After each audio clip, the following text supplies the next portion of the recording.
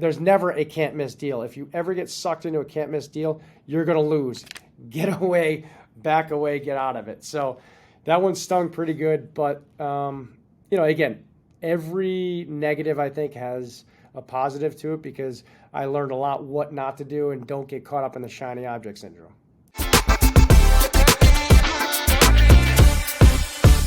Hey guys, it's George Uno with REIClub, back with another edition of First and Worst.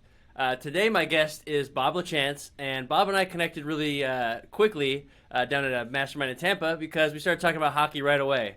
Bob actually played some real hockey. He got his start at BU, went on to some national team programs, played over in Europe professionally for 8 years. While I'm just kind of a weekend warrior, played roller hockey after watching the Mighty Ducks, so completely different worlds, but we share that love of hockey, so we hit it off right away. But Bob's also got a ton of real estate experience because back in 2004, he kind of was wrapping up his hockey career, and he's like, what the heck am I going to do with my life?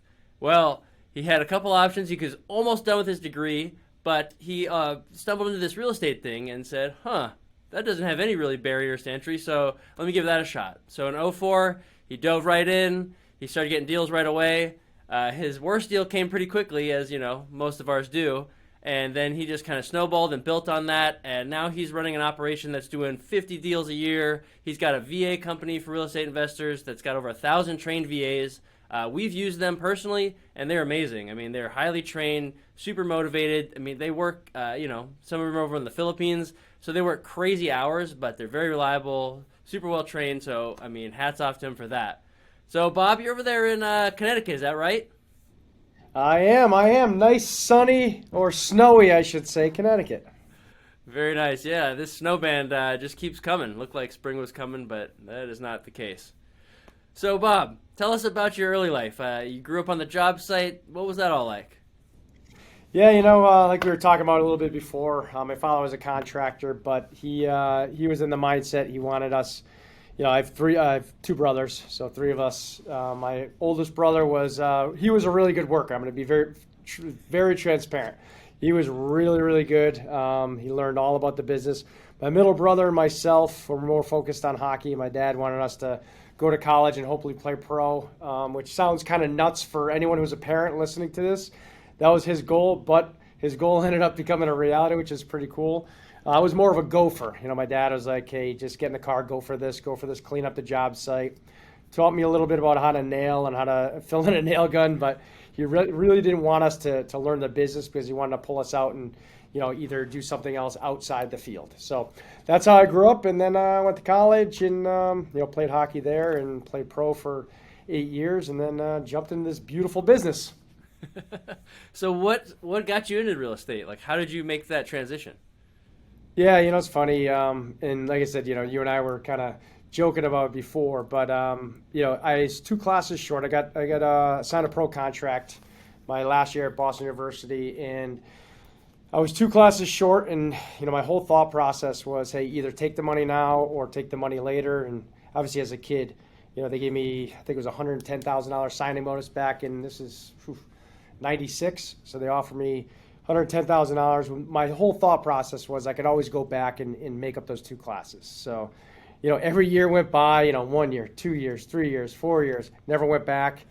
And then finally when I was, looking to retire, I said, all right, either I'm going to go back and then probably be owned by, meaning the job, right? Owned by a job, or jump into something where you don't need any barriers of entry. So I've done a lot of research on different types of industries, and real estate always came to the forefront. We're talking about, reading different types of books, Rich Dad, Poor Dad. I think everyone in the world has read that book. And I also went online and I Googled this back in the day. I did a search for different type of real estate courses, and one popped up. It was a gentleman by the name of David Wisnett. And it was all about real estate, but nothing in particular. So it was a big, thick booklet like this. And then I read it from front to back, and just started real estate, started farming areas, got in my car and driving and making offers, and one actually stuck. So that was really the start of it. So tell us about that first offer that stuck. Well, where were you driving? What was it, and how'd you get it? So I live in West Hartford, Connecticut. So I was driving all the neighborhoods, and in the book it always taught me, hey, just look for overgrown grass, windows and roof all that kind of good stuff is needs work. And there's a realtor sign in front of it. And there's one thing I did. I took my notebook, and every realtor sign I actually came by, I was brand new. I knew nothing. This is before all the education that's out there now, right? The YouTube and all that free information. So I'd write down every single sign and every single real estate agent. I would call them. Say, listen, I'm a new investor in the area. I'm looking to, now I'm on rehabber because I didn't know what the hell a rehabber was or anything like that, or wholesaling. I knew nothing, right? But I was a rehab. I coined myself as a rehabber, so I was a rehabber. So that one property, the agent called me back. I got in, and the property needed a lot of work. It was a property that had a lot of cat pee damage and things like that. So I made an offer. It was listed for 185. Made an offer for I think it was 145, and they accepted it. It was either 145 or 135. This is back in '04. They accepted it, and first thing I thought, I'm like, what do I do now? Right? I didn't have money. I had a little money put away, but I didn't have, I had no contractors. I didn't really have anything set up. And as soon as they accepted it, I had no choice but to build a contractor team and put money together and rehab the property. So you didn't get stuck in the analysis paralysis stage at all, did you? No. That was one of the things. I had no choices. Either I had to go back to school or I was going to be successful in something. So I had to go, and my whole mindset was, if I don't make money for the first 5-6 months, that's okay because, I'm starting a new business. And that's, for me, that was my mindset the whole time going through. I did not want to, go get a job and work for anybody. So that was really my motivation. Nice. Yeah, that sounds like it worked out. So how'd that deal go? Did you end up, getting contractors and making any money on that? Yep. So I actually got contractors. I went to, I think it was the Foothills Trader magazine, and I called like 5 different contractors, and one guy answered. His name was Junior. He was the best. Ended up working with him for a long time, so I moved down to Florida. Month rehab, made about $32,000. Held an open house by myself, and then ended up making about 32 grand on that deal, which was fantastic. But the challenge there was, like a lot of us, is we realized we didn't have any systems or processes set up. Like, no, I didn't even know what a system or process was, right? I got lucky on getting a deal, and I didn't even know what marketing was. Like, I knew, I didn't know. I was getting in the car, driving all over the place. And nowadays you have texting, cold calling, direct mail, all this stuff that you don't even have to leave your house on. But so that's what I did at the beginning, and then from there, obviously I had money in the bank and joined my local real estate association, saw a pre-foreclosure speaker speak, and then now as a pre-foreclosure investor. Again, I knew nothing about that, but ended up getting in that world for a long time. Yeah, that was probably a perfect time to jump into that world, huh? It was, that was so '05, or at the end of '04, after I did my rehab, I jumped into that. Ended up working with an individual by the name of Pat Precourt. I think you know him. I do. Him and I were business partners for about 10 years, and he taught me the whole short sale world. At first, my first role in the short sale world was door knocking. So I went from door to door to door. I had a list of pre-foreclosure names, and I would knock on doors, and people would answer, and it was a great way to learn. I don't recommend people doing it because you don't have to do it anymore. But back then we have a lot of different other ways to drive in leads. But I went door to door, and my whole thought process was I want to learn the business from ground up. And then after I was a door knocker, I brought another door knocker on to take my spot, and I started negotiating with banks, and did thousands of transactions negotiating with banks. So it's pretty cool. That's what they always say is if you want to be successful, you got to fire yourself as fast as you can, and it sounds like that's what you did. This question is for you, the listener. Do you ever need a proof of funds letter and can't find one? Just head to REIClub.com/proof, and we'll hook you up with a proof of funds letter that can actually be verified. There's a lot of free proof of funds letters out there, but if somebody actually calls that number on that proof of funds letter, no one's going to pick up the phone, no one's going to verify it, and you're going to lose that deal. So go to REIClub.com/proof and pick up a proof of funds letter today. All right, back to the show. Yeah, and the recommendation I would always have for everybody is just learn the business, right? Try it once and then outsource it. Try it once and outsource it. And obviously, having a virtual assistant company, now I really understand it on, doing that task, identifying it right now with the job description, and then passing it off to someone else to do it. It'll make you a lot more money over time. Yeah, you are a pro at delegation, that's for sure.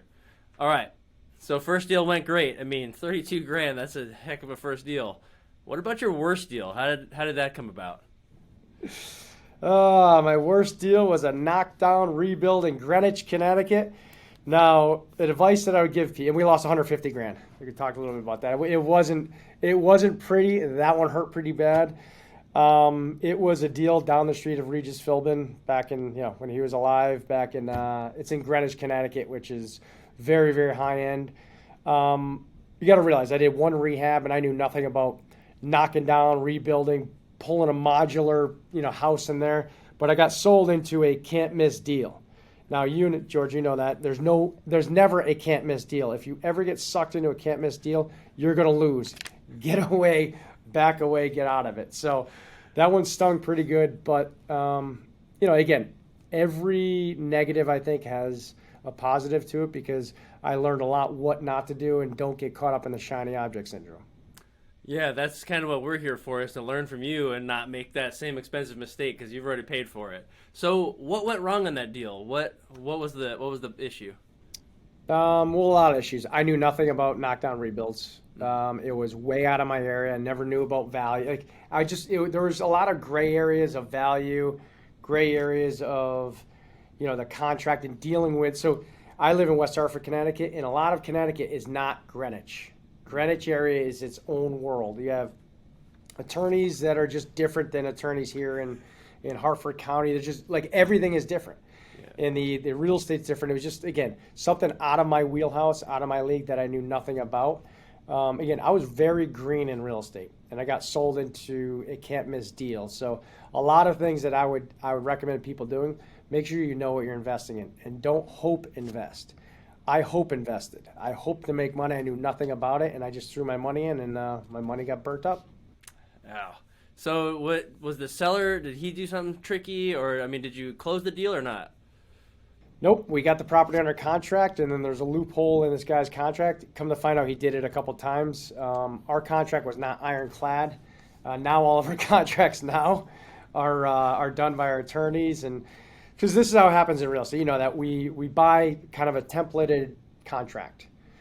Let's say it works in Florida, but not Connecticut. So what I would do is take that Florida contract now, and I'll give it to my attorneys here to make it applicable in our area. So that's what I would recommend people do now, from the lesson I learned.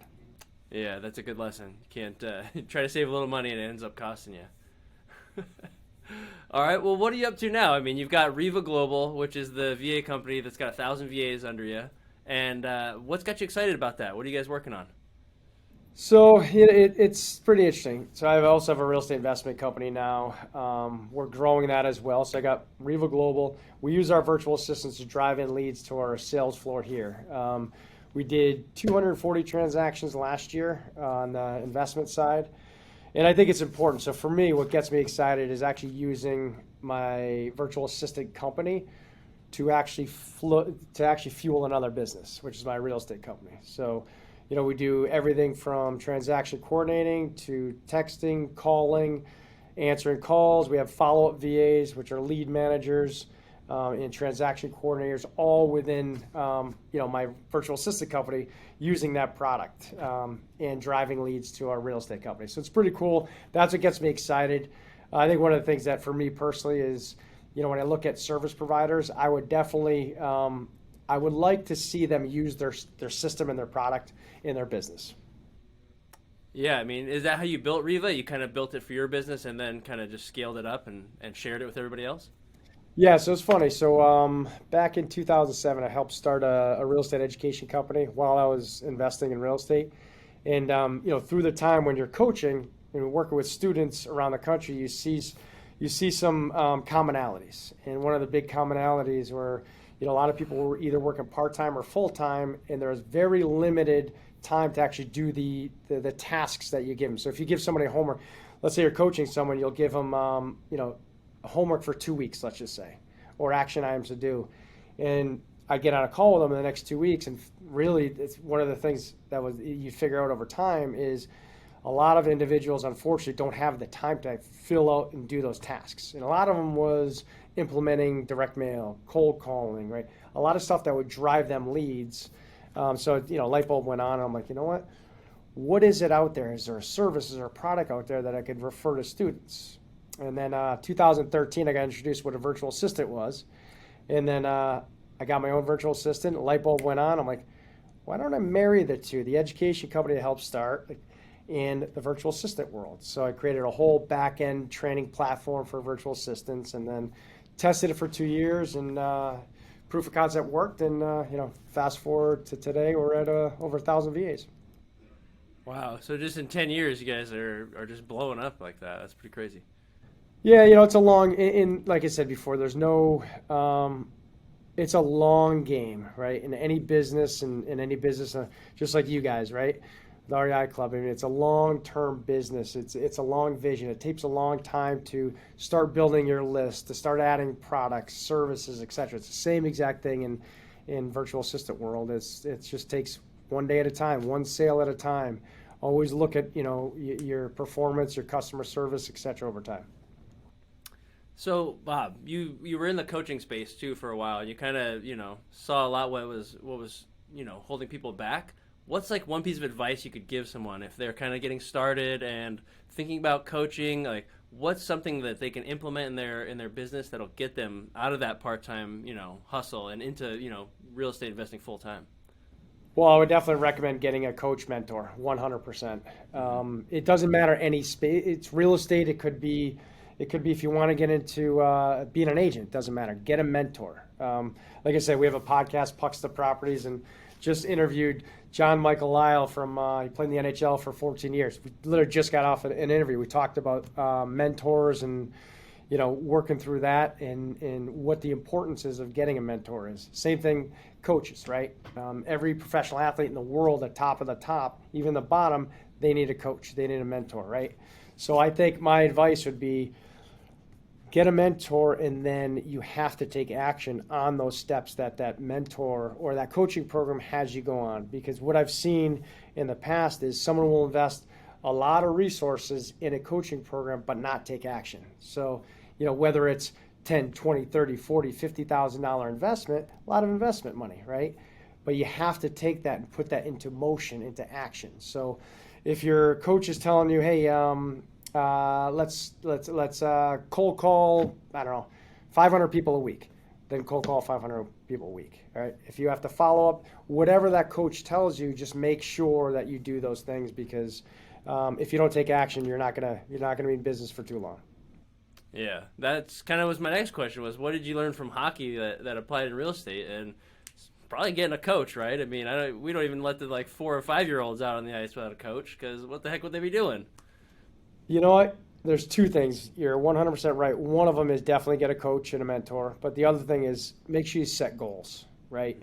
It's short-term goals and long-term goals. I know that may be taken out of context, but it's just, so the reason why you want to set short-term goals is because, once you hit that goal, you're going to keep going. You're going to set another one. You're going to set another one. It creates forward momentum for all of us, right? If you don't set goals, we're floundering a little bit. And that's what I realized, coming from the hockey world. You had to take, if it's in one game, you're saying, all right, I want to get 3 shots on net, or I want to get 2 block shots, or I want to get the best back check of the day, et cetera, et cetera. Those are all goals within a game to attain, because you realize, especially in hockey, that, everyone goes through ebbs and flows, right? You'll be off the score sheet, you won't score for 5 games. You're like, oh, what's going on? And you'll take a step back, and you'll realize that you're not shooting the puck enough, or you're not finishing checks enough. Just little stuff like that. And the same thing in business. If the leads aren't coming in, what are we doing wrong in our business to where we could, now find more leads? Is it more calling, more texting, more mail? There's something there that's going to be driving you more leads. Yeah, I think you made a good point there. Not only everybody's I want to score 3 goals, of course, right? A hat trick. But you got to boil that down. I mean, everybody wants to score 3 goals, but how many shots is that going to take? What kind of attitude? You got to get those little behaviors in before you can get to the juicy rewards, right? 100%. Not everyone's a Connor McDavid, right? Not everyone's that guy. If anyone knows hockey, if you don't Google him, the dude's an absolute stud, the best I've ever seen. Right now, I mean, I saw obviously back in the day Wayne Gretzky, and there's a bunch of other players, but yeah. Connor McDavid's pretty good. But you're 100% right. Yeah, well, that's awesome, Bob. I want to thank you so much for coming on and giving us all this advice, teaching us some really good tidbits to learn from. So we don't make those expensive mistakes, man. That's just really what we're here for. Yeah, absolutely. I appreciate you having me. Yeah, man. Well, this is George Uno, Bob Lachance. You guys can check him out at REVA Global. He's got VAs for your real estate business. We've used them. Our companies use them. Tons of success with them. Okay. On the acquisition side, I mean, any task in your business you can think of, they've got a VA who's trained, who's got the right personality profile for that task, and that's really what makes the difference. I mean, they're not trying to fit, a square peg in a round hole in your business and just saying, hey, here's just this person who can make cold calls. No, the people that have cold calling are specifically trained, have the right personality for that stuff. And then on the other side, if you've got just admin tasks, you've got just, regular stuff that's just eating up your time, they've got great VAs for that too. Very detail-oriented, and again, the right personality profile. So they're not putting a cold caller into your, business to do admin tasks. So really love REVA Global. You guys can check that out. Bob, your podcast as well, Pucks to Properties. I'm a listener there. Can't wait to hear the John Michael Lyles episode. I remember seeing him on the Avs back in the day. He's super cool. All right, guys, this is George Uno with REIClub. We'll catch you guys later. Hey, I really hope you enjoyed today's episode. If you want to watch this as a video, it's available for free on our YouTube channel. Go ahead and subscribe there. And if you want to listen to this as a podcast, maybe in your car or boat or airplane or helicopter, just go to your favorite podcasting platform and search for REI Club. Thanks so much for listening.